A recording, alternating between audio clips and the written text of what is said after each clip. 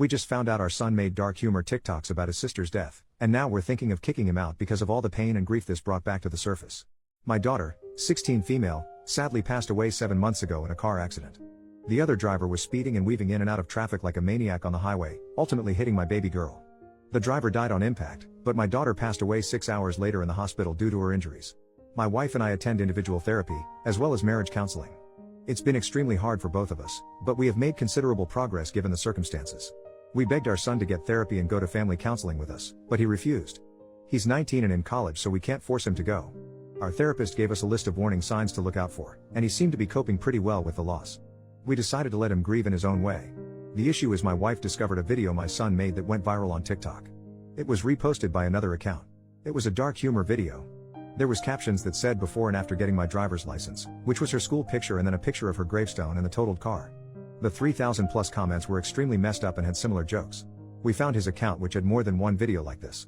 Us Then versus Now, which had a baby photo of them and then cut to a selfie of him next to her hospital bed before she died. There were in total 5 different posts similar to this, each similarly more disgusting. My wife was inconsolable. She had a severe mental breakdown.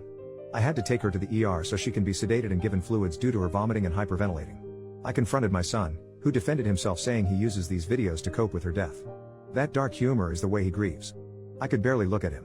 I told him to pack his things and stay with his grandparents.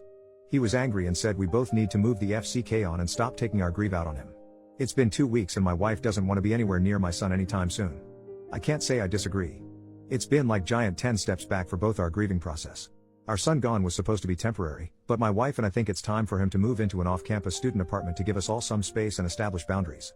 We haven't told him this yet, but we plan to when he returns home next week. While he was away, he did apologize in a text to both my wife and I. However, he still insists it wasn't wrong for him to post those videos publicly for millions of people to see. He believes we are being too dramatic and taking it too personal. It took me threatening to disown him before he took down the videos. A few of my friends think we are going too far by essentially abandoning him and kicking him out of our home.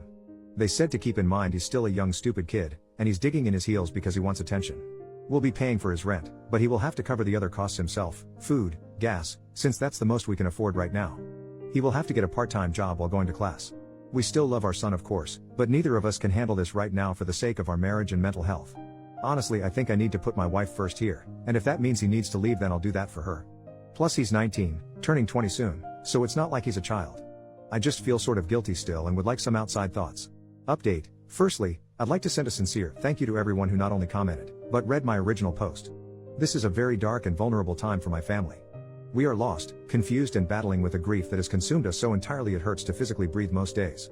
Secondly, my son is a good man, son and brother. He loved and cherished his sister deeply, and I know in my heart that it was never his intention to make light of her death. Nor would he ever intentionally hurt his mother, myself or anyone. It's been an emotionally exhausting and draining last few hours for both my family and I. However, I am happy to provide a bittersweet update for all the wonderful people who took the time to read my original post. You all helped me realize I needed to act now and fast if I were to ever repair our family. I called my son on the phone after reading the comments.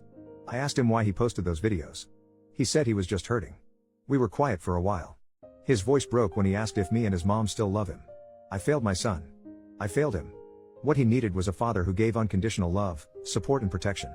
He needed his dad. I was too stupid, selfish and angry to see he was hurting more deeply than any of us. We lost our daughter, but he had lost his sister. We needed him to be the strong, mature son for his broken parents. The brave one. The one to shoulder our pain. We took his cry for help as him kicking us while we were down. My wife and I immediately left to go pick him up and bring him home. What I saw was a broken little boy needing his mom and dad. Not the pathological monster that our grief painted him as. He had visible bags under his eyes and lost a lot of weight, and we were too blind to see it. We both profusely apologized and will be showing him how sorry we are for the rest of our lives. We vowed to do right by him. We all cried together on the couch for a while. Our son is taking a year off of school to heal and work on his mental health by his request. He also agreed to attending weekly therapy. He will be home with us. We will also be seeing a family therapist. My wife is seeking medication to get a handle on her panic attacks. I signed up for a grief support group specifically for fathers. This is all just a start for a very long and difficult journey ahead of us. Thank you everyone for giving me a major kick in the ass and a wake-up call. I may have lost a daughter, but I will not be losing my son. Not now or ever again. This community can move mountains, and affect the lives of real people facing real issues. I've learned a lot about what grief means for different people. No one's grief is invalid or wrong, and everyone handles it differently. This is a lesson I'll carry with me for the rest of my life. This morning I am making pancakes and bacon while my son and my wife watch Netflix in the family room. The windows are open. Our daughter's cat actually came out of her room on her own for the first time to lay on the couch with them. Our lazy Saturday. It's the first time in months we did this since our daughter passed. It feels bittersweet. Different.